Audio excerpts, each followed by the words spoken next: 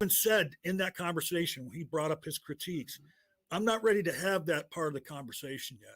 You never denied that morality as it stands now has nothing to do with right and wrong, good and bad. You never claimed that. You granted that. Jesus Christ. Danny, quit over talking when you come in. Okay, now Danny. No, he's not done. He's going to interrupt. Watch this, okay? So, now, John said that I did say that if you want to know what morality is, you have to talk about what right and wrong is. But I also said, John, unclog your ears, that if you're talking about the origin of morality, you're talking about the origin about right and wrong. And I also said that if you're saying something about morality, whether that be the origin, the cause, the normative explanation, the narrative explanation, right? Okay, the biological, right, excuse me. Okay. What I was trying to say before, John, you see, I predicted it. He interrupted me. Said, excuse me. So when I said that, excuse me, John, don't interrupt. Excuse me. Hold on a second. You're interrupting, John. Go ahead and interrupt. He's gish-galloping. We're gonna let him gish gallop. Let him gish gallop until he gets Go ahead, tired. John. If you insist, let's let just the horsey go. Okay. Because again, you're still missing the point. You're still saying when you have a discussion of morality, you have to talk about good and bad.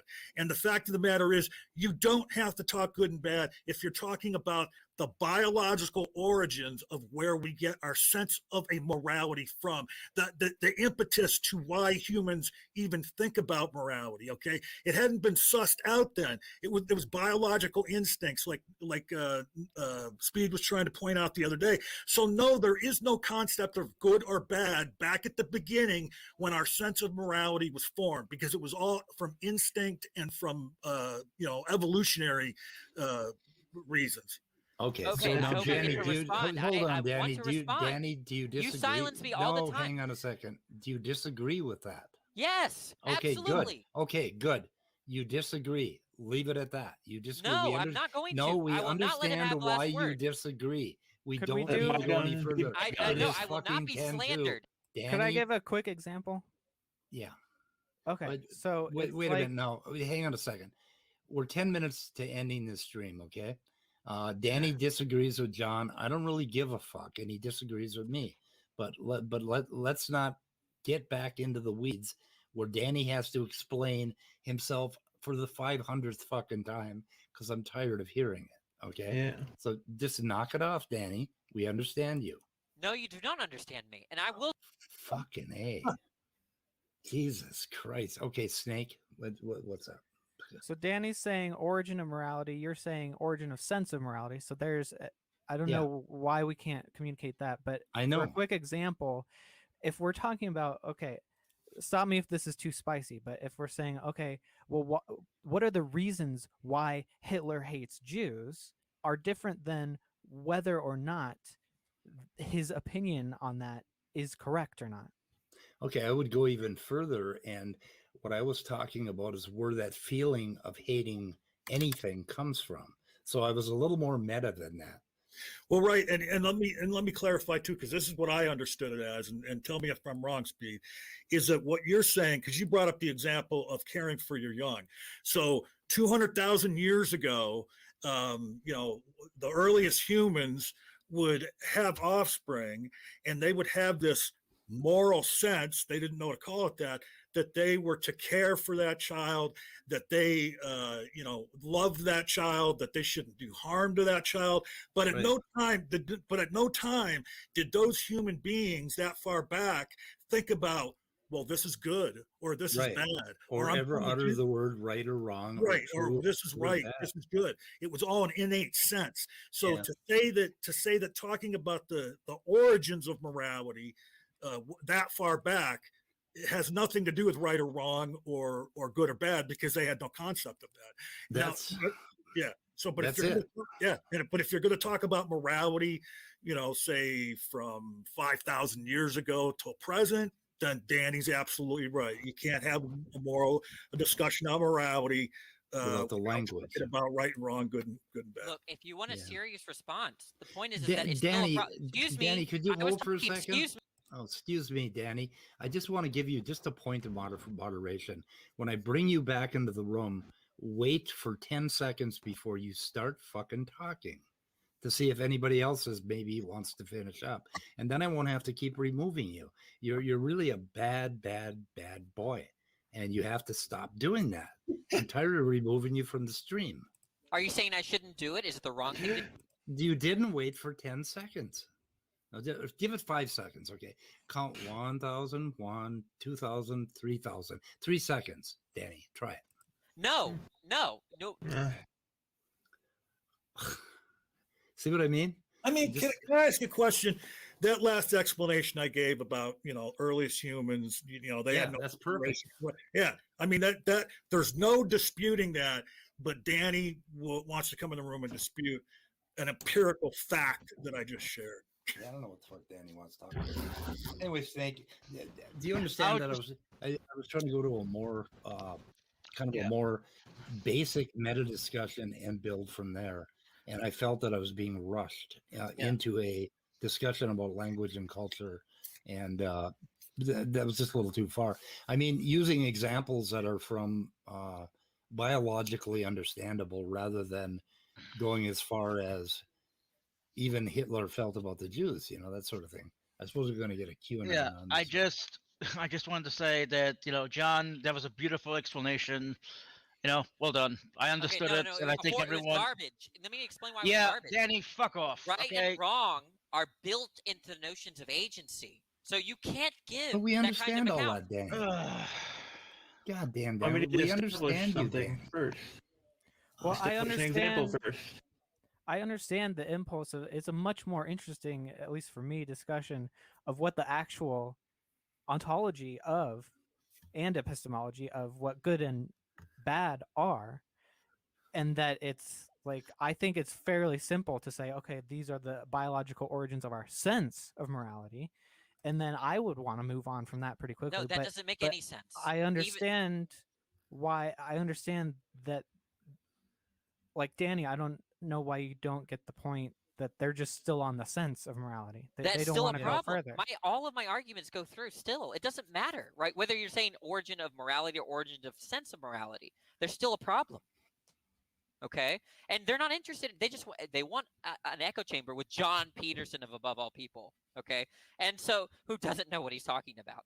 Now, John got it pretty accurately, and I think we're going to end the stream now because Danny isn't going to add anything to this other than he just wants to make his point. I don't know what I'm not even sure what his point is. That he's right and we're wrong. Fine, Danny. Yeah, I mean, Leo Philius. We'll make a video. Leo Philius is saying that you and I are praising Gavin now. Oh my God! Yeah, sorry, Leo. Anyway, I'm just kind of tired, guys, and I kind of want to end the stream. And if Snake, if you and Danny want to take it up, and even John or anybody wants to stay in the back room and talk about it, I'm bowing out. I'm tired. right? Our how we come to our moral propositions, our moral beliefs, right? It's value in the world, and value is not reducible to physical systems, on my view, which is to say that you can't give a naturalistic account of anything like beliefs or desires. Well, okay, but there are now whether you agree. There are biological reasons why we value certain things. Like the reason we value donuts is because they're loaded with sugar, and we evolved to seek out high-calorie foods.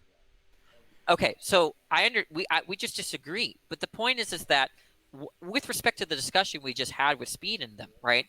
I'm saying that whether they rephrase the argument in terms of evolution or origin of a moral sense, the idea is that right and wrong is still brought up because the notions of right and wrong forbid any kind of naturalistic explanation on my view. So when they say that I'm changing the subject, I'm saying, look, you can't give this kind of account because if morality is a function of right and wrong, and if right and wrong are irreducible and can't be explained by the natural, then you can't do what you're trying to do. Now, Snake, you could disagree, but that was my line of argument, okay? Whether I'm right or wrong is a different question, okay? The point is that it is intimately related, rightness and wrongness, to the very question of something like how do we account for the origin of our sense of right and wrong, or morality, I might say. But I just don't think that they wanted to go that far at that point. So I don't. What is the? I still don't understand the objection to that conversation. So I guess let me give you an analogy. It's not a perfect one, but just to kind of get in my head, okay? If they want to say, let's give a naturalistic account for math, okay? What explains naturalistically the mathematical propositions? How do we get a sense of math or something? Okay, I'm going to say, well, that's going to be if you have a notion of what numbers are, right? Then, and if numbers are central to the idea of mathematics, then if numbers are sorts of things that don't cause things, right, or are not the effect of other things, then you can't give such a naturalistic account. Okay, that was the form of my argument, that if you're trying to give a naturalistic explanation for morality, and if rightness and wrongness are irreducible, but morality depends on such concepts in the same way that mathematics depends on numbers, okay, then your whole endeavor is futile. Now, Snake, I could be wrong, but that's why the question relates to what they were trying to do, and they just did not hear me out. All right, say again real quick. Yeah, do you understand the mathematics analogy? Well, I missed a little bit because I was setting up the recording. Yeah, it's fine. So okay, let's just pretend I'm wrong about everything for a second. Mm-hmm. Okay, I'm not seeking to convince you. I'm seeking when I'm of what I believe. I'm seeking to convince you of why I was saying was relevant to the discussion. Okay, so they were saying that by giving an account, okay, of the originistic account of moral, whether it be our sense of morality or morality itself,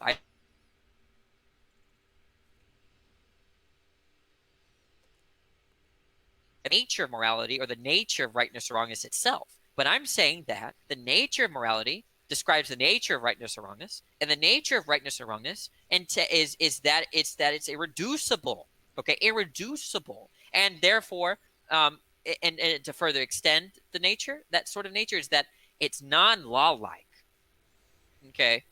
Now, if that's true, if they're giving a naturalistic or scientific account of a non-law-like sort of thing, then there's a contradiction. The endeavor is futile. Okay. Now, whether you agree with me or not is one thing, but that is the relevance of why rightness or wrongness is to the discussion of the origin of the sense of morality. I mean, you cut out for a couple of seconds there, so I might have missed something. But so you're saying that you have to know the rightness or wrongness of something. You have to have some knowledge of the rightness and wrongness to discuss why we have a sense or an intuition about it. Well, intellectually, okay. Because animals have a sense of fairness. But they don't have. They're not conscious of it. I'm not going to dispute that, right? What I'm going to dispute is that there can be a naturalistic account for that sense. Okay, why? Because of my conception of right and wrong, or moral and immoral. Now, whether you agree with me or not, that is not changing the subject. If I'm making the claim that needs to be supported and debated over, that look, given the nature of morality, given the nature of right and wrong, there cannot be a naturalistic explanation. So therefore, discussing the origin of such a sense, naturalistically or scientifically, is a sort of misplacement of resources, right? Mental resources. Then it is relevant to the discussion. But Speed's claim was that what I was saying was irrelevant. I think it is irrelevant to the discussion of the causes of a organism's or a population of organisms' moral sense or moral behaviors, because our morality, our sense of morality is based on stable behaviors, but it's not based on the actual ontology of right and wrong.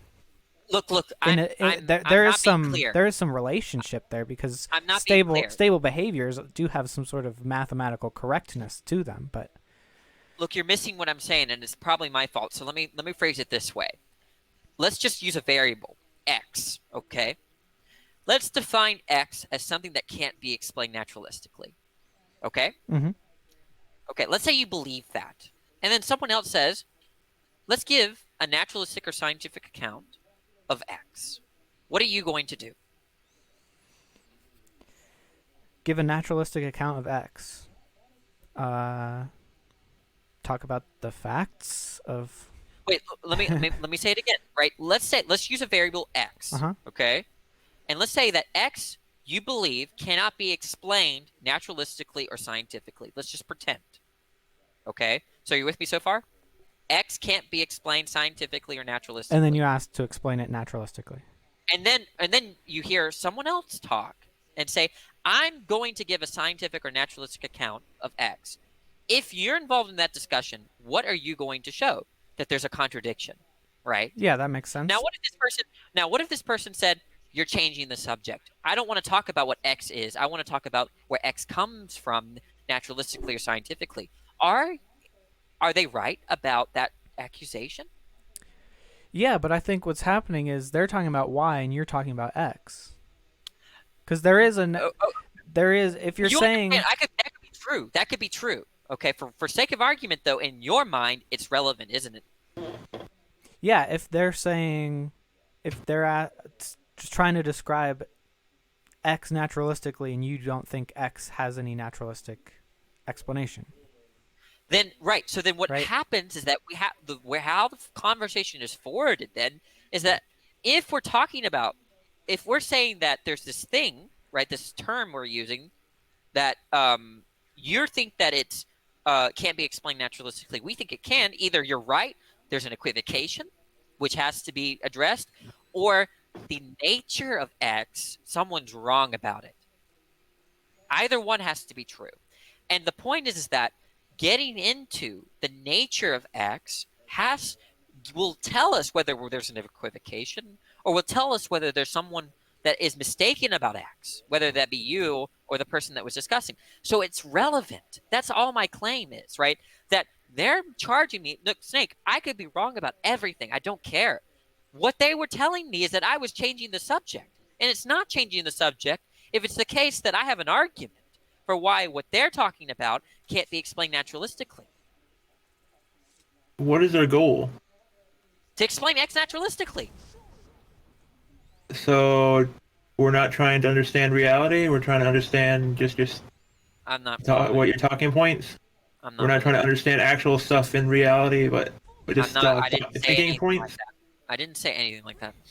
I think that's what the goal is for, is to understand if we're talking about real life things or just imaginary things. Okay, don't worry. We're talking about real life things, Topdawg. Okay, now that's so. So then, how is that not natural in any sense? I don't see how you relate like non-existence with like non-natural. I don't know what you mean. Look, the so point then it's imaginary. You're non-existence. I could grant that everything I'm saying is wrong.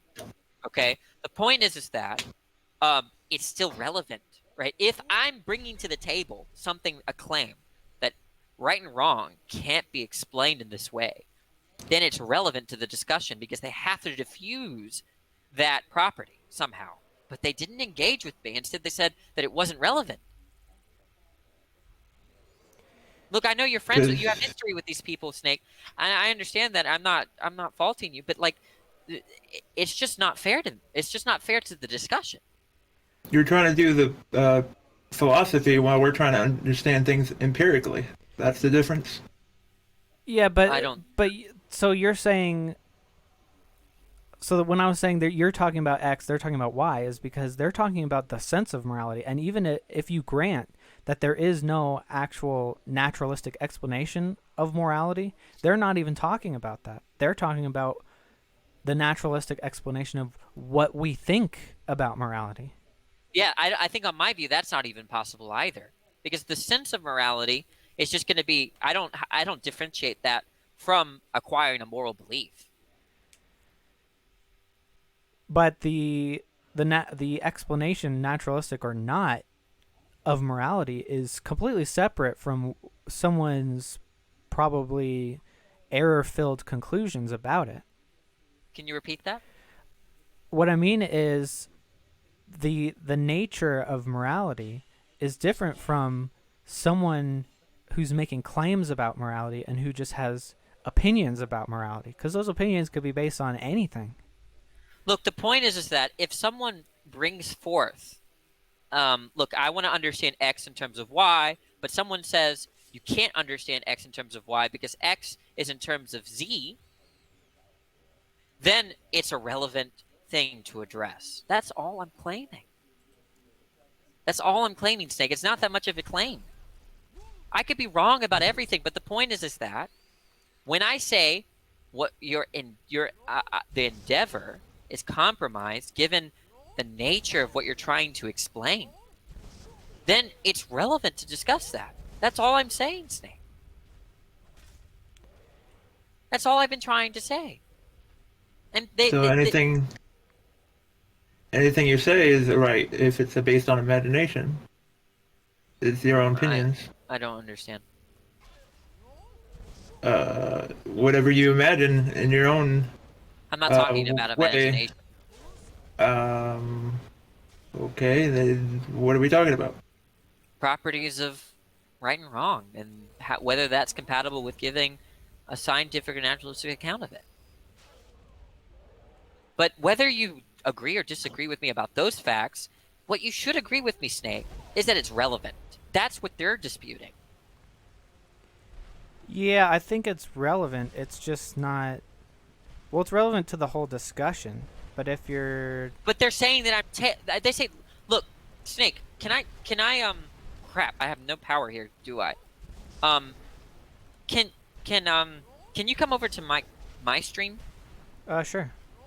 Okay, 1 second. Let me, I have your, well, how do you want me to send you the link? Through Discord? Email's fine. Email's fine. Okay, Yeah. I got your email. 1 second. Okay. Okay. Is there anything that I was saying wrong? I don't know. I don't think so. I mean, it's... Both sides have a point to make. They're just completely talking past one another because they're trying to conflate these two concepts into one concept. That's what I was trying to distinct, if he was imagination-based or real-life-based. And he kept on saying real life, but he was still using imagination. So I was like, what? Yeah. It's like he wants to just be in philosophy, all his mindset, and then they're getting to the real understanding. He doesn't understand any, like, natural things, it seems like. Like, he never watched documentaries of nature or anything. It's like he has no understanding of what's outside of human thoughts or something. Is Weenie gone? Yeah. Danny Weenie. We're switching streams. God, but if he... huh? We're switching streams. But he doesn't like my real life understandings to interrupt his fictional philosophy. Yeah, I think with, you know, granted, I did bait him in on an ethics discussion, but he came in hot, and he started, you know, trying to move me into things that I wasn't ready to do. And then he did a bunch of takedown videos, and I thought we could come to terms, but actually John Peterson, if I explained it to John Peterson right, then I'm not crazy. I mean, I managed to put my point across. So I think John got it right. I don't know. I'm really fucking tired. But anyway, God, he's really hard to deal with because he's got like all these standard philosophy, you know, like standard, God, I hate to use the word, phrase talking points, but I mean, it's like this typical philosophical attack on ethics. I have read, you know, like fucking paper after paper, and they never get anywhere, you know, and I'm like, there's got to be a way to fucking ground this in some sort of biological reality and build the theory more carefully, right? I mean, is that asking too much? Well, I think maybe he's objecting to the fact that you're saying grounding morality in biology, because I don't think you can do that. I think you can ground the sense of morality in biology. Yeah, and I think from there you can understand how the constructs of morality were developed basically in our cultures and, you know, in our different groups. And you can also see why one group would have a slightly different view on some subjects than other subjects. And yet at the base of it, all of humanity has some things in common, like taking care of our children, protecting the weak, that sort of thing. I mean, there's all these like Yeah, but it doesn't describe the rightness or wrongness of such an action. Because if you could imagine a like a vampiric race that was just bent on like consuming other humans, it is in their nature and it's good for them, but is the action of taking and eating humans moral? For them, I think it would be, because they would be of a different nature, be of a different type of thing. I mean, I don't humans. think what would you appeal to if you're looking at both the vampire race and the human race? Yeah, different races. What would you appeal to find a right that worked for both of them? We can give blood to them without killing the person or turning into a vampire. Well, we can always appeal to their. Well, we can always okay. So if we appeal to that, and they looked like us, they had human shape, we could appeal to their sense of raising their young if they had such a thing. Yeah, but I think there's a deeper reason why it would be better to coexist, is because the simple act of existence itself is what grounds what is good in my viewpoint. And I have a whole system of how to derive what good even means from that, because something must exist from just existing. Yeah, something must exist for it to be good for anything. And so if that's making any sense. No, that does, and that's something I hadn't really thought of. Basically, based on existing, that isn't too far from biological grounding. Yeah, I mean, there is a sense in which the nature of the thing defines what it is good for, and so the nature of what an organism will define, like what essentially what its capabilities are and how it should exist. Like a human should not, at the most basic level, should not be dead, or else it's not a human anymore, Yeah. So your existing would basically aspire to be higher than the biological grounding and cover both vampires and humans. Yeah, I mean, the coexistence of both of them would be better on an objective scale. Yeah, the problem I see with something like that is we get into this problem of a metric, like the trolley problem, right? Say one person or six. Why is the metric of 6 being greater than 1 better? Yeah, and there's another layer on that too, which is ethics, which is like basically rules for morality, which is like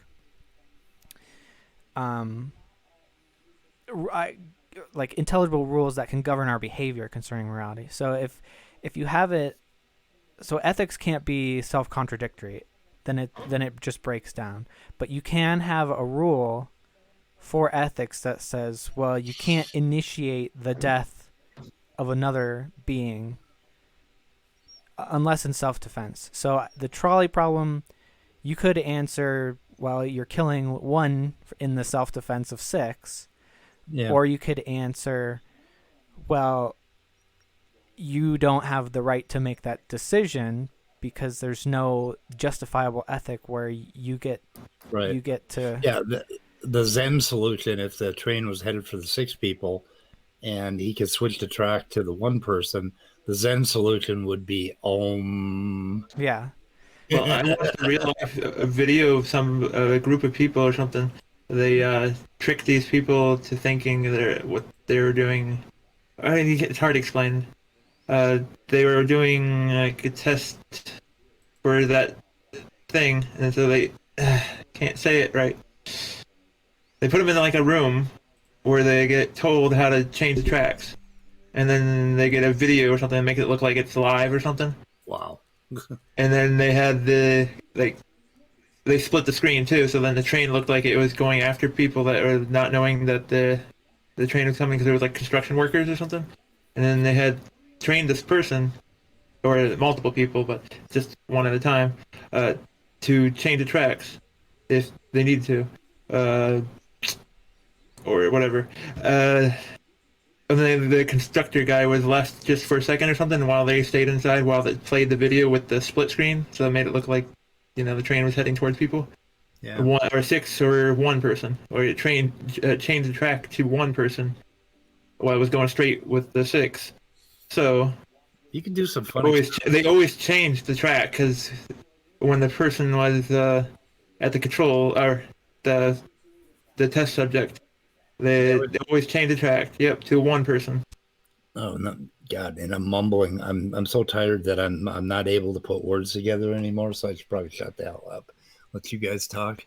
All right. Anyway, it's an interesting discussion, and I think, I've always wanted to get down to basically coming up with a biological definition that was a little solider, and then slowly building on the other stuff. About how, if you could imagine when we were early tribes and we were doing no more than gesturing with words, and putting together our early grammar. I'm pretty sure that right and wrong came up pretty goddamn early in our history of language, don't you think? Whatever benefited us to reproduce. I think it came about before. I think it came about before language because we. Yeah. I mean, if you're, just going back to like more basic mammals, if your mom or dad dog growled at you, they don't like that, and it's basically a communication of you should not do that. Yeah. Yeah, and I watch my raccoons do that all the time. They have these exchanges, and they don't really bite each other, but one will squeal like he's been bitten. But I notice they're not really biting each other; they're just making an aggressive gesture, like get away. And then Jay Pasick last night, I think, was talking about he was watching these raccoons, how the mom would let the babies eat for a little while, and then she'd pull them away from the food. Mm-hmm. And he thought, and this may be just a story, that she was teaching them to not concentrate too much on the food, to back off once in a while and check to make sure you're not going to be predated, that sort of thing. But there's all of these interesting things. But anyway, you can learn a lot by watching raccoons and understanding that they never kill each other. There's no bloodshed. For the most part, everybody manages to get fed somehow, and it all works out. And, from that, I think all of this crap, popped up. And I think it's good sometimes to look at what we're doing in those terms. Yeah, and I think those are moral behaviors, but they emerge because they're stable behaviors. Because if you think about, they emerge because if two raccoons are pissed at each other and they rip each other to shreds, then all of a sudden, any other animal, a predator or like another raccoon, can come around and just easily dispatch them. So they have to be able to show dominance and work out hierarchies in non-deadly ways. Yeah. And the other thing is, you're gonna have to post some videos of your raccoons someday. That unless you already have. Oh yeah, that's really interesting. It's just really hard. I've got to get some decent camera gear out there and start observing them. They have different tactics too when they eat. Like I have this one that has a tactic. He's really fat, and he will lay on as much dog food as he can, and he'll pull the food from under his belly. And the other raccoons don't know what to do with him because he's got all the food underneath him. And it's really cool. And then I got another one that comes to my window every night, and I go up and put my hand on the window, and she comes up and puts her hand right up against mine and looks at me, stares into my eyes, and then she goes down off the fence, and I go feed her. It's the weirdest thing. It's just like, what in the hell are they thinking? But anyway, what was I going to say about? Oh, the other thing I realized during the course of the conversation is that I have a different idea of should. That's kind of based on my recovery from an addiction and how I work with 12-step programs, and where I realize that long range, if I adhere to a real strong moral standard, and that moral standard is based in real simple things like, caring for others, not stealing, not taking more than my share, altruism, all of that. If I do that, I end up in this state of mind that is much more at peace, and then I am less likely to want to drink. But if I go down a dark path, I'm always sort of animated and agitated and feeling a little bit guilty, and all these negative emotions pop up. And when I was watching the raccoons, one thing that occurred to me is one real strong negative emotions that none of us like is anger and fear. When we feel anger and fear, we're very, very distressed, and we move away from that. So as we worked in groups and tribes, we serve to moderate that, to lessen the amount of aggression and fear we had to put up with, right? We domesticated ourselves. Yeah, and that made us calmer, and that is sort of a should, and that's kind of like the basis of should and right and wrong and stuff like that. But I'm babbling. I better go away. All right. Whatever benefits. That's what it seems like it always goes to. Yeah. That's why I need to establish what we're talking about, and we need to have variables, and we have to know a whole bunch of other things. Nothing's black and white in reality, so. Yeah, and and I guess I'm always thinking about this and trying to unwind it and trying to find it. And I think what I was doing the other day is just trying to see if what I was coming up with made any sense. The thing about smell, though, and how all of our words about bad things are about stinky, and they're olfactory based, and your sense of smell is the only sense that is not moderated by the thalamus. All your other senses go through the switchyard, right? But your sense of smell goes directly into your brain or into your cortex and modifies it. So it's a very strong sense. And I think a whole lot of what we identify as morality comes from that. And that's why we have that phrase, from the heart.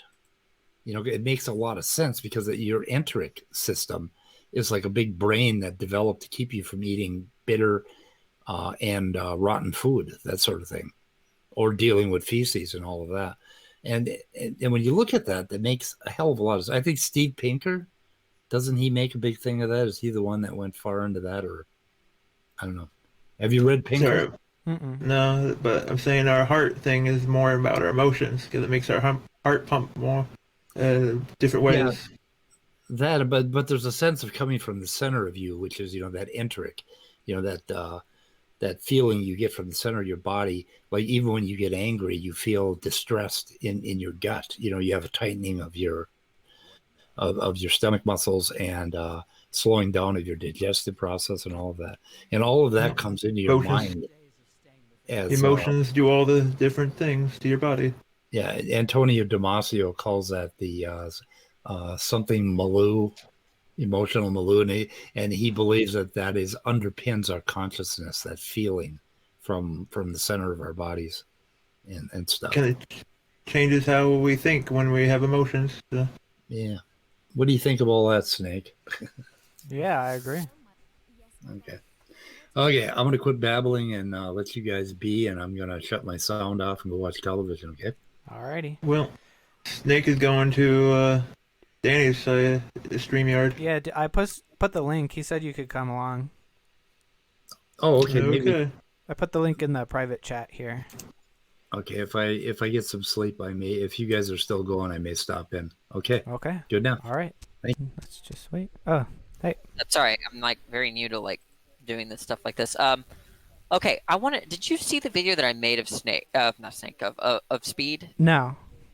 Let's go through it, and we'll stop. And I don't want to be vulgar on here. They just say stop the stream if you want to talk about it, but. I want to get you. My goal here is just to get you to understand my point of view. I don't really seek to convince you of my philosophical positions. So this is actually more of a meta conversation, right? It's a conversation about the way we have the conversation, or at least the way he and I converse. But so let me get this video up really fast.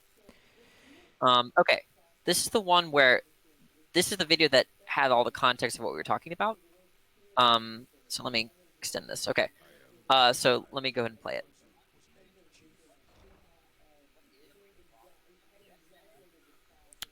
I can barely hear it. Okay, you have to. Let me see. I'm not used to Obviously that's all the way up. Are you screen sharing it? Yeah. Is there something a better way to? Is there a better way to do it? No, I mean that's the way I think. Well, then, I think there's like a audio option. okay. Let me figure this out then. Like unshare the screen and then share it again, and there's like a little Okay. tick at the bottom that says share audio too, I think. Okay. Oh, whoops. Okay. Like where you're choosing which Yeah, I know. tab. I'm stupid. Yeah, I had to figure that out too. Okay, there we go. So let's start from the beginning. Aren't you answering what is morality? What is right and wrong? Okay, Yes. that's meta. No, not what is right and wrong. That's a different. So the very first thing is that what did he just agree to, Snake? I asked him, aren't you trying to get what is morality? What did he say? Yes. So remember, I granted to John Peterson that the history was wrong. Okay. Well, sorry. He said that, oh, no, we're just giving an account of the origin of the sense of morality. That is not what they were doing, Snake. And I said I only granted that because I don't think it mattered. Okay. But, I mean, listen, I asked the question specifically. Aren't you answering what is morality? Aren't you answering what is morality? Mm-hmm. He should say no there if all he's talking about is how we got the sense of morality. Yeah, okay? I think he clarified today if that's what he really meant, but Well, yeah. but the discussion was about this video. Yeah. And the way we were conversing here. Okay? So it was historic. That's why John Peterson came in and said, "No, we weren't doing this. It was revisionary. Completely revisionary." Let me put is this right and wrong? Okay, Yes. that's meta. No, not what is right and wrong. That's a different discussion. Well, then I don't know what you mean by morality if it's I know you detached don't. from right and wrong. Speed wants to avoid the question of normativity. Normativity being a term that reflects rightness or wrongness, good or bad, correct or incorrect. We've had previous discussions about this, and he wants to avoid that topic. But he also wants to talk about morality. So how does he get around this issue? Well, he dodges my line of reasoning or my line of inquiry by saying that his notion of morality is divorced or not related to rightness or wrongness, and say that's a different discussion in order to circumvent what I'm trying to say. So there's context here. Speed knows, Snake, that I'm talking, when I discuss right and wrong, I consider that to be non-naturalistic, right? So he was trying to avoid that whole conversation, I think, right? That if he admits that morality is a function of right and wrong, then we get into all the normativity issues and naturalism and all of that. And I suspect he was trying to avoid that because he understands that the folk psychological view might be problematic for him. This is speculation. I could be wrong. He can clarify himself, but it was obvious. He didn't want to discuss right and wrong, okay? Say about morality. Watch. Hold on, pause for a sec. I think I think he did make the mistake. He's saying, when he used the word morality just there, I think he's meaning the sense of morality. Like I'm very careful to try and make a distinction between actual morality and moral intuition, but even I will say things like, well, the morality of the Nazis or Christian morality, or, I think that's what he means as just by morality, it's just our sense. And so he was kind of equivocating there. And I think it's fair for him to clarify what he means. Well, that's fine. No, I mean, that a lot of people do when they say, "Oh, that's some," that it depends on one's morality. They're talking about a sense, right? I think it's fine, right? Yeah. The point is that doesn't change any of my criticisms. I think that my criticisms still go through. So whether he's talking about morality or sense of morality won't change my criticisms, right? Because not only do I think that there's going to be an identity issue with respect to what's moral and some natural fact or scientific fact, but in terms of causal relations between what's moral and what's not, right? Like our evolution or biology or whatever. But that's fine. I could be wrong about all of that, right? Let's just. Do you want to say anything else before I continue? Yeah, I think that he he is making a slight mistake there when he equivocates morality to the sense of morality, but I think he is disagreeing, and I think he's wrong about this, that when we talk about morality, we're talking about like actual morality, we're talking about what is correct and incorrect. I think he still has a problem, and he does want to avoid talking about that, at least maybe with you, because we talked about it a little bit and he just hopped on. Right. Yeah. And I was saying some stuff. He was like, well, I didn't even think of it that way. So maybe I think he just thinks that discussion's too complicated. Like, how do you establish what is objective good and right and wrong? And we disagree a little bit because I think it is all naturalistic. But I think we're kind of... We agree on the terms, right? That's what's interesting, right? Yeah. Like we both agree that cannibalism is like wrong or something, right? And all things being equal. Yeah, and and that claim or that statement is saying that there's something incorrect about it. Yeah. No, we agree on the meanings, right? And what I want to say is that the meanings entail one thing, and you want to say, well, it doesn't entail that, and that's a discussion to be had. But the thing is that a naturalist and someone like me, a non-naturalist, are going to agree that things like, cannibalism is wrong, all things being equal. Okay, so I like that, and that's what I'm having. That's the plane of the issue. That's where the problem is, on that plane, not on the naturalism versus non-naturalism plane, right? And he wants to, I think, avoid the naturalism versus non-naturalism discussion in trying to separate what he's talking about from rightness or wrongness. But this is speculation. I don't want to speculate when he's not here. But that I will say that could be conjecture. I could be wrong about that. But let's anyway, let's continue, unless you have something to say. Yeah, let's continue. Okay. Is that you're trying to answer the question about what morality is in an atheistic framework, maybe. Yes, but that question right can't be detached from right and wrong. So, like, to me, and just to kind of go off on what I was saying, remember, I just asked him, "You're trying to get at what morality is?" And he said, "Yes." And he affirms it a second time. Okay, and to me, it's like trying to talk about squares without talking about sides. I don't think it can be done, right? That's my perspective. Okay, that if someone's talking about morality, moral, immoral, we have to be talking about what we should or shouldn't do with respect to action. You can't. It's like you can't talk about squares without talking about sides. Let alone four sides, right? And this is my perspective, but he wants to say the way that it's sounding to me, at least, okay, is something like that, right? I could be. I'm just telling. This is all. The point of this stream is just to get into the psychology and the discussion. I don't want to go have debates about the philosophy, but you have to understand, for everyone's listening, that when he says something like, "Well, I'm getting at what morality is, but I'm not getting at what," hey Josh, but I'm not getting about what right and wrong is, then it's like saying, let's talk about squares without talking about sides. Anyway. Yeah. No, not right or wrong. Is Topdawg in the? Is he waiting on the side? Add him. Yeah, I got him. Okay. Okay. Listen, do you want to say anything? Hey, Josh, by the way. Okay, let's continue. Okay. That's a whole different discussion. Well, then no one knows what you're talking about when you're saying morality. Everyone thinks that if it's moral, it's right. Everyone thinks if it's immoral, it's wrong. But if you're saying something to be immoral but potentially right, no one knows what you're talking about. When you run into a situation, okay, and you have a choice about how to act, how you act is morality.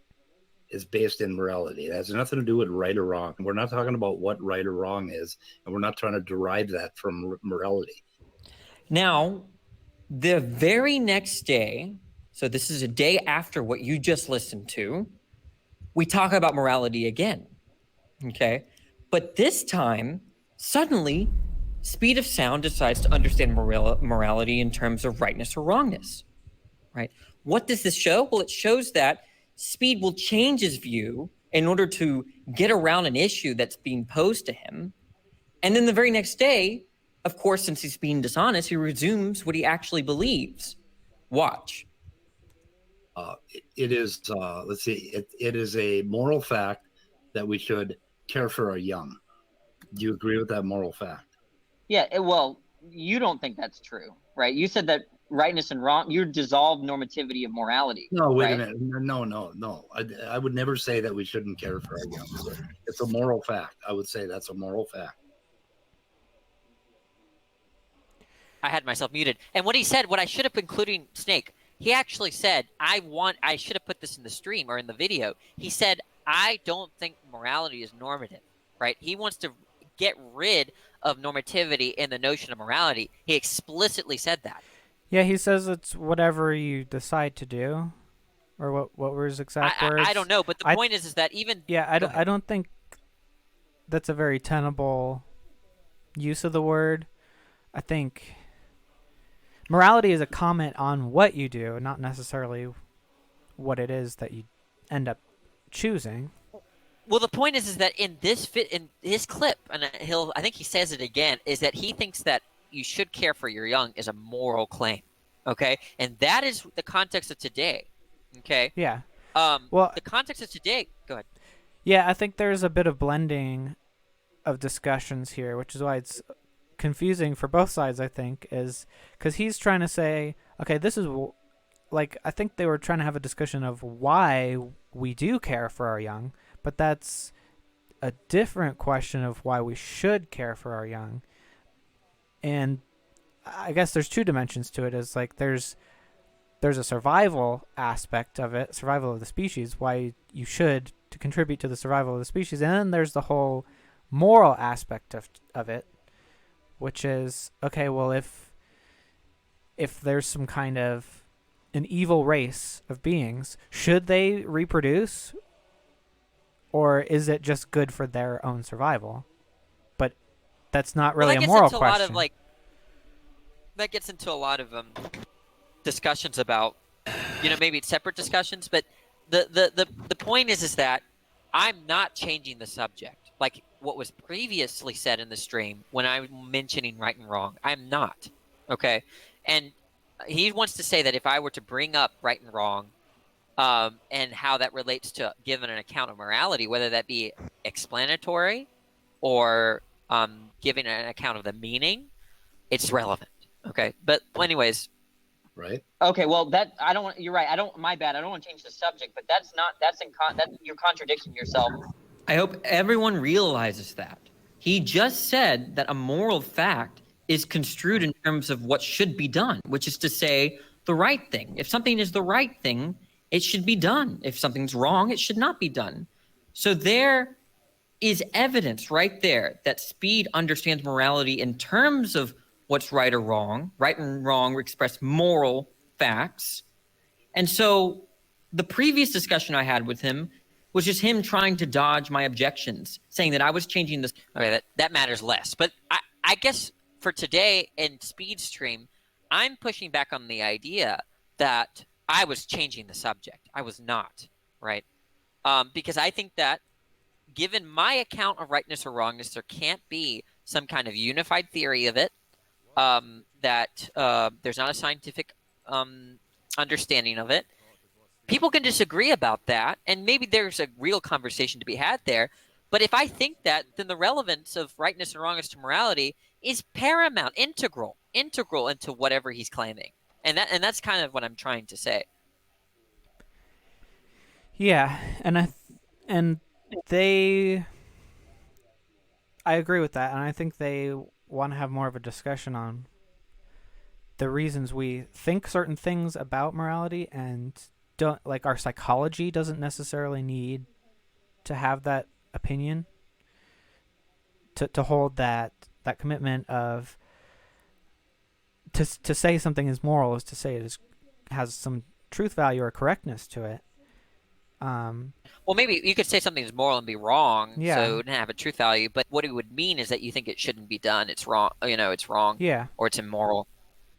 But yeah, I mean, it's just very frustrating that I'm being charged with like changing the subject. And notice, I want everyone to notice that John Peterson in the stream said that all they were talking about was the origin of the sense of morality, when the words they were using was not merely reflecting that. It wasn't merely reflecting that. I was justified in giving my criticisms either way, but I was certainly justified in thinking that they were trying to get at the meaning of the nature of morality. But John Peterson is the most motivated. I mean, I don't understand why he's part of the community. He should be ostracized until he revises and reforms, right? He reforms his behavior. The guy's a bully. He's a moronic, right? And I don't even think that he's stupid or anything like that. That's what I'm trying to say. He's just, his motivation blinds him. You just called him a moron, and then you said you don't think he's stupid. No, what I mean is that people can be moronic or say stupid things because they're motivated. That if remove the motivation to defend a friend, they might understand everything that's being said. But he can't understand anything I'm saying. He can't. He's myopic as a result of his dripping intellectual dishonesty, right? And that's kind of what I meant by he's a moron, but he's not stupid. You're hilarious, Danny. Oh my gosh, these people. No, I mean that makes sense. You can smart people can believe and say stupid things. Yeah, no, look, it's hard to avoid being motivated in conversation. I've been there, and I've hated myself for being dishonest from here and there, and I've tried to reform myself. But and one of the biggest motivations to not be dishonest is or be a motivated reasoner is it helps you get at understanding what people are saying. If you're just so motivated, that actually blinds you. It's actually like someone has attached a bowling ball to your ankle, right? Like what are those things? Those little things that attach to your ankle to where like you have to carry your extra weight on the conversation that you just don't need to try to get an understanding. Yeah, I think that's what's so frustrating about talking to a lot of Christians is the point just goes over their head because they can't see the point because they've already decided that there is no such thing as a point against Christianity. Well, I think that happens on every side. Yeah. I've met very, very honest Christians and very, very honest atheists and very honest agnostic and all the sort. And I think that, there are honest Christians to a point they say, look, I don't have an argument. I don't have a response to your argument, but I just can't, I'm just going to continue to believe, right? Yeah. I'm sorry, right? I'm just kind of disposed. And they might say, I might look into it and stuff like that. That is so much respectable than just trying to give a response without even thinking about what I'm saying, or and atheists do it the same thing. I mean, everyone does this. Yeah. It's not it's not specialized to a particular view on my side of things, right?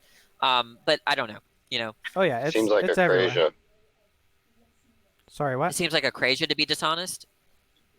It seems like a crazy to think that you don't have a response to an argument and think the premises of the argument are sound, but continue to disbelieve it.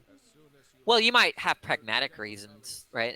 Would that you'd have most reason in the pragmatic sense to hold a belief.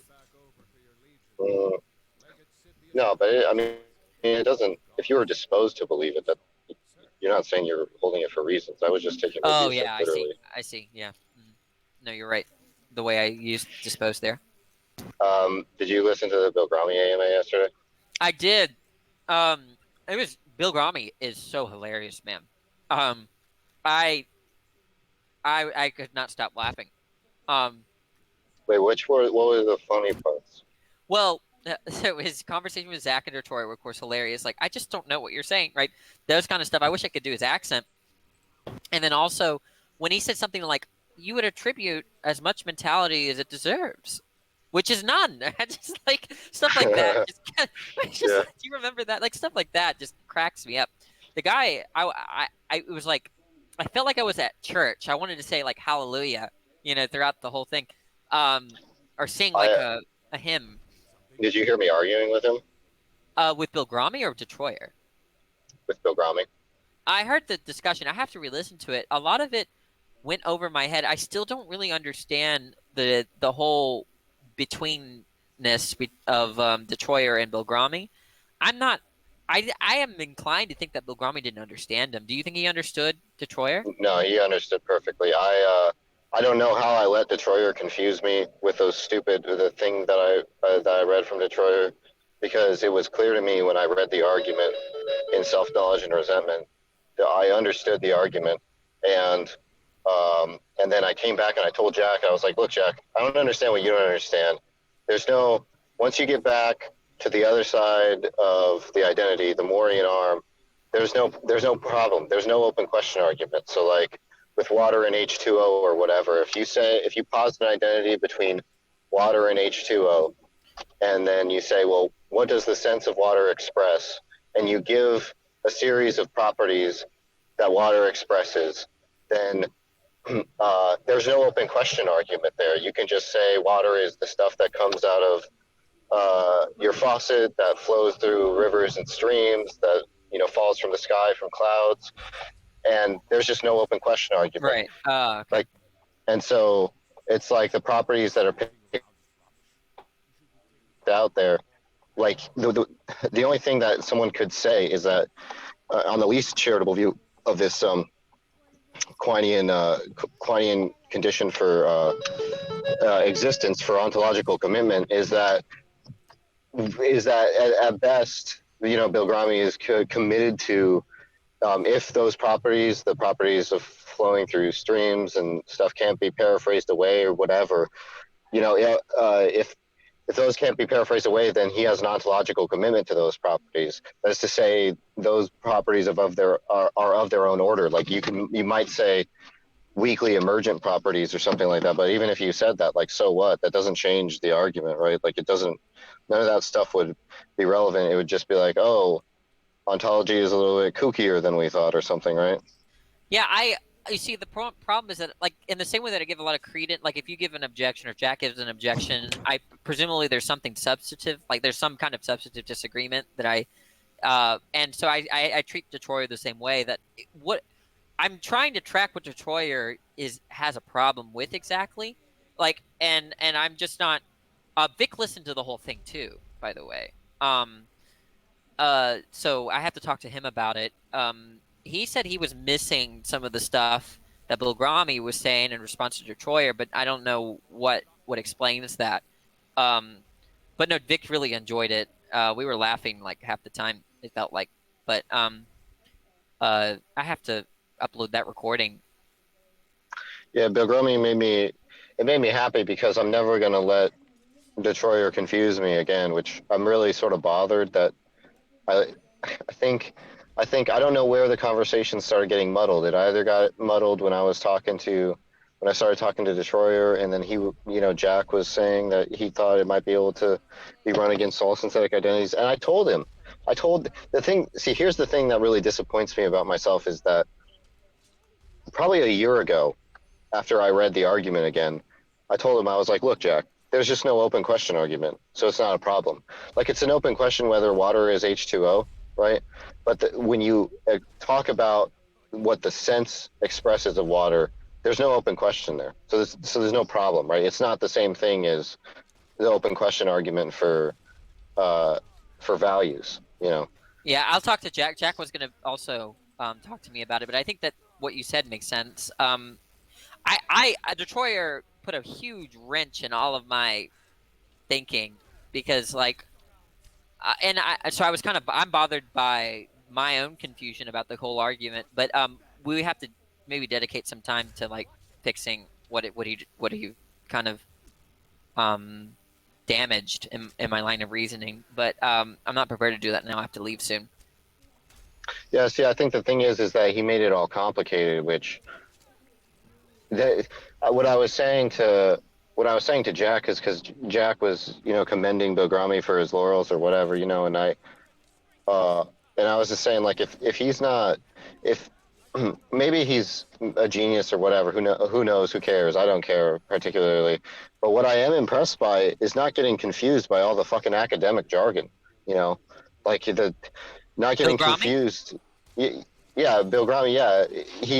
It's like, if you get into academic philosophy, there's just such a high propensity for you to adopt just insane views and like crazy metaphysics and stuff like that. Wasn't he? It was like this.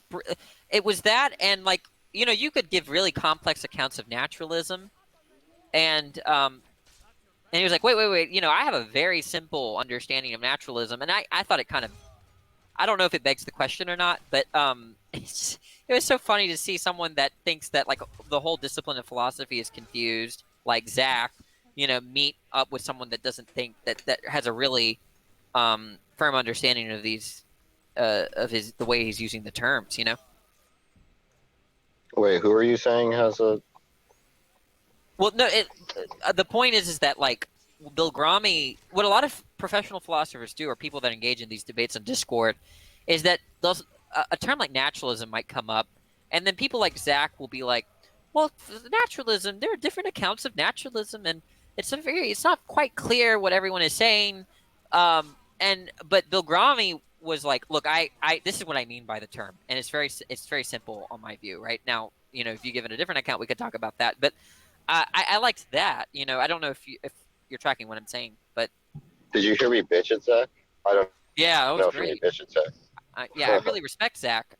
He's much better at philosophy than I am, but it's just like sometimes you just and notorious, and I'm starting to be guilty of it. Like where someone asks you a question, and you give everyone else's view but yours. Wait, what was the thing about Detroit? Detroyer, Zach, even me when I talk to certain people online, when someone asks us a question about a philosophical issue, the tendency is to give everyone's view except your own. I don't know if that makes any sense. Like, oh well, there are various accounts of the Detroyer does this all the time, where you ask him a straightforward question and then he talks about all the various views one could hold, generally speaking, and I like that. In some cases, and then in other times, it's just rather annoying. I tend to give no one's views because I'm really irritated. That's what I mean by the term. Yeah. I get really irritated by not even my own. I just get really irritated by being asked questions. It's like I don't like doing it. Well, I'm gonna end the stream. I'm gonna go get something to eat. What are you getting to eat? I don't know. I think she's cooking. You think what? My girlfriend is cooking, I think. What? I don't know what she's cooking. Dude, I get legit meals every day. My girlfriend is such a good cook. You get meals and sex. It's like that's what women are for. I'm so spoiled right now. I am so spoiled. Mine just cooked me oatmeal and bananas. Oh, really? Who did? My girlfriend. I am so lucky. And she lets me like spend all my time. She's very busy herself, but she likes cooking, which is something beyond me. And so I benefit greatly. But anyways, I gotta go. I'm gonna end the stream. All right, guys. Okay, take care. Wait, Snake, do you know Josh? No, I don't. Josh is like really, really good to talk to about. You can ask him a lot of questions about philosophy. He really likes them. But Josh is one of the people I learned a lot from in philosophy. He's also called the Realistic Nihilist. I think he has like a YouTube channel that he doesn't maintain. Has a few thousand subscribers maybe, but Josh is like one of the best debaters on Discord. So if you and he's an atheist, so you can learn a lot from him. Cool. Yeah. Okay. I did. If you. I should get more into Discord. Yeah, there are a lot. The Discord is a lot more philosophically inclined than the communities that I've been kind of circling and you've been a part of. Y'all are more science inclined. But if you're interested in philosophy, I think Discord is much better. But I think if you're interested in the creationism and evolution, probably this YouTube community is probably better. But yeah. Anyways, I gotta go. All right.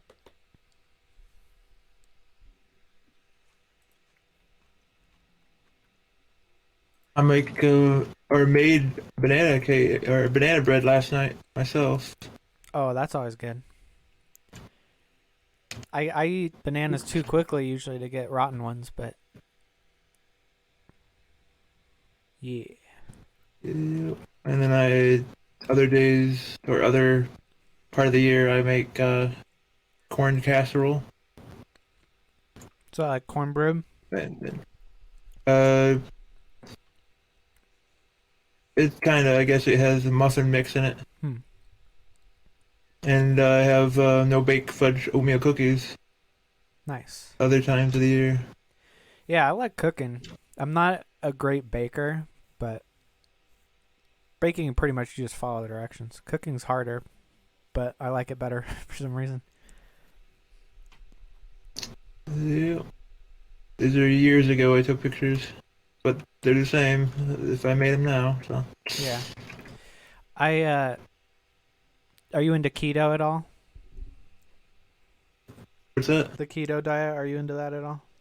I don't know. I need gluten free now. I figured out or found out last year. So my body's changed or something on me, Yeah. and now I have to have gluten free, but I haven't found any yet. So then the annoyance of gas and uh, liquid being the problem Yeah. coming out. Well, I think there's this recipe I really like for keto cinnamon rolls, and I think they're gluten free too. So, and it's pretty much just like mozzarella and almond flour with like a yogurt glaze, and it's really good. Might want to try that if I think it's gluten free. I'm a picky eater. Yeah, me too. I don't like a lot of veggies. Me either, just celery. I put peanut butter on it. Yeah. Yeah, I'll do like broccoli and carrots pretty much. But trying to get more into salads, I guess. Plain salads. I don't like dressing at all. I hate vinegar, like ketchup and yeah. Like if I eat a burger, it's just got cheese on it. Me too. Unless it's McDonald's. McDonald's has a good enough taste. And I eat Taco Bell, so it has multiple things in it too. So Yeah. certain things that I have multiple products in that I can eat or I like to eat together. Just like I guess it's all just a few things. Yeah. I figured out a way to do like imitation chipotle chicken, which is really good. It's mostly like chipotle spices, obviously, and then like the secret ingredient to like Mexican or especially like taco mix is a lot of cumin. I tried to replicate stuff without cumin before, and then I discovered cumin. So, Danny,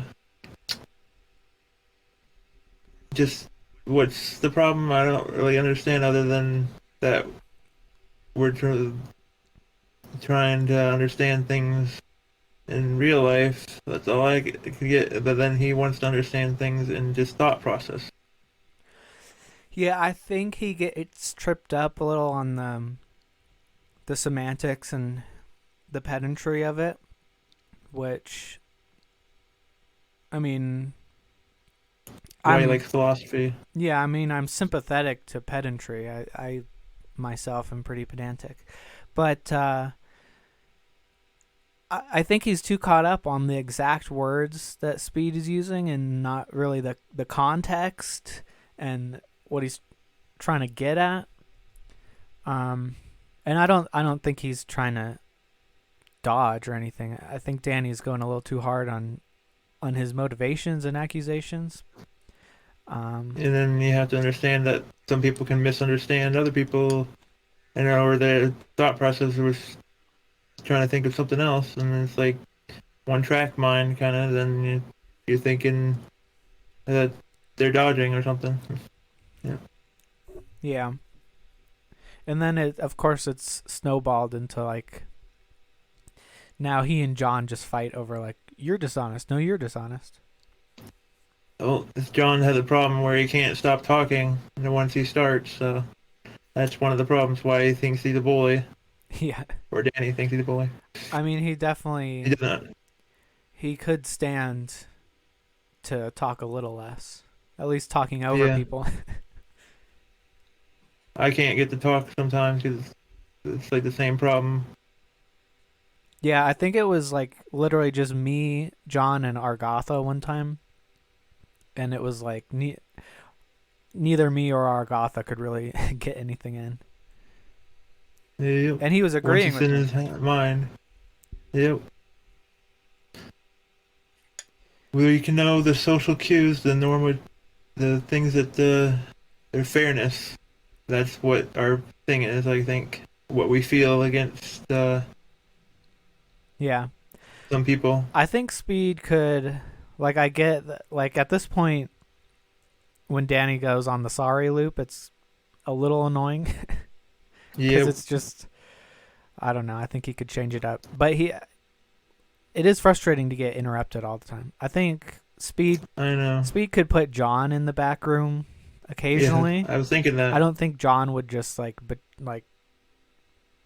completely like not be his friend anymore. That's why Speed was scared to put John back. I think he He said didn't that want to lose before. him. He's like, yeah, he's my friend. I don't want to piss him off. So Danny, he lets in all the time. Yeah, eh, and And we don't. I Yeah. fight with my friends all the time over philosophical stuff. But yeah, I don't know why it has to get so heated. Yeah, we were after before we left the speed stream, we were doing philosophy a little bit, like vampires and stuff. We were just doing stuff, thinking process without having kind of like misunderstanding too much. And it was like we were doing philosophy kind of the right way or stuff, while Danny kind of doesn't want to know the answers or something. Doesn't want to get to a point or doesn't want to follow through or something. So he keeps on making mistakes. So then we can't get anywhere. Just Yeah, that's what Okando was going blah blah blah in the side chat earlier. I think Danny I was like noticing. Danny has this weird view of like naturalism versus non-naturalism that I think trips him up and like stalls conversations a lot. Yeah, wasted a lot of time on Speed's channel when we could be talking about actual stuff. Yeah, which I think Danny has valuable stuff to say, but he does often, like, when he inserts that his views on naturalism, it just diverts a lot. Then that's why I was trying to establish an example so we don't have get off track and stuff. He needs a Yeah, it was like he needs a handler, someone who can get him back on track, but who's not gonna piss him off too, like Speed and John do. Uh-huh. He needs a. And then Danny was like confused when I asked him if he was trying to understand real life terms. That's the goal thing, or just imaginary terms. So then he was like I don't understand. I was like confused how you don't understand. Yeah, I wish we had more time to talk a little bit about that today, but oh well. I don't It's know. hard for me to get my point in because it's Danny's channel and the Speed's channel. Yeah. I don't know how. So, like, Danny seems like he's everywhere at all times. He's like, I don't know how he has enough time to do this stuff. He just has the philosophy of his Yeah. teaching, doesn't it? And he had a girlfriend, I guess. So Yeah. I don't know. should just- I'm like a lot of places. I'm everywhere too. So Yeah. My girlfriend does not like when I go in the other room and talk YouTube. She's I'm like, no. by myself basically. So Yeah. I just work every day. Yeah, and I listen to Nice. I listen to Speed's show almost every day, and it's frustrating because I'm at work and I want to join in, and it's like, Bad timing. yeah, It's like I have to sleep 2 times a day to get to this point, or to the his channel, so I have enough sleep for work because I work at third shift and everything. oh yeah, But the last Friday and Saturday I took days off, or didn't sign up. I mean, for the weekend. that's nice. So that's why I'm free now. Yeah. Because it's past 6 o'clock. I want to get. If I was working, I would try to get some sleep before work. Yeah. There was one time. At time. There was one time when I was at work, but Otangelo was on, and I was just like so triggered. Like I just had to step out and like get on my phone to like bitch him out for a minute. But yeah, I think rationally. That's my first thing to do. I think of being rational. So that's how my mind works. Everything I do is, or like, not everything, I guess. Whatever we're trying to goal of understanding real life things. I guess it can always bring in imaginary things to analyze things, get fun or better understand of things with our imagination. It's hard to explain. yeah. I mean, like what we were talking about with motivated reasoning is like that's kind of the basis of like all of my positions is like trying to avoid motivated reasoning. Like that's the most important thing to me, because if you're biased for some reason or another, then you essentially like have put your brain in jail. Like you can't actually think about the subject. So like that's my starting spot, and that's kind of why I really don't like discussions. Like, well, I like the discussions, but I don't like subjective morality and like various other things that are obviously just like based on preference, where it's like, well, no one cares about your preference. I don't even care about my own preference. So why, like, that's where I try to do is just try to remove preference from everything. And it kind of, it's really, I don't know. It's just fun to change your mind sometimes when you're like, you don't care what the conclusion is. You just care about the process. Mm-hmm. I think John gets a little emotional about that. Yeah. He really yells. Yeah. And we need to start like writing things down so we can establish things better. Yeah. I mean, I have like a word. Yeah. Well, all right, man. Like I think I'm gonna go yeah. eat my lunch. You. And I'll see you around. Uh-huh.